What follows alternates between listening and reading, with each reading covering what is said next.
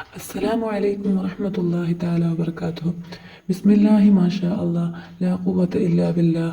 اللهم صل على محمد وعلى آل سيدنا مولانا محمد. പ്രിയമുള്ളവരെ, മുസ്ലിം ഉമ്മത്ത് മുഴുവനും കാതോർക്കുന്ന പരിശുദ്ധമായ മുഹറം മാസത്തിൻ്റെ ഏറ്റവും പ്രധാനപ്പെട്ട അശുറ താശുറ എന്ന ഈ 2 രാപ്പകലുകൾ നമ്മളിലേക്ക് കയറി വരികയാണ്. ഇന്ന് ശനിയാഴ്ച മുഹറം 8.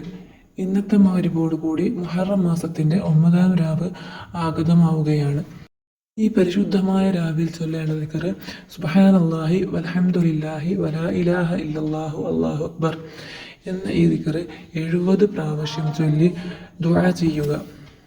അതുപോലെ തന്നെ മുഹറം 10ൻ്റെ രാവിൽ ചൊല്ലേണ്ട ദിക്ർ ഹസ്ബി അല്ലാഹു നിഅമൽ വകീൽ നിഅമൽ മൗല നിഅമൻ നസീർ എന്ന ഒരു ഈ ദിക്ർ 70 പ്രാവശ്യം ചൊല്ലി ദുആ ചെയ്യുക. ഇൻഷാ അല്ലാഹ് എല്ലാവരും നേരിടുന്ന പ്രയാസങ്ങൾ അല്ലാഹു മാറ്റിത്തരട്ടെ. ദുആ വസിയത്തോടെ.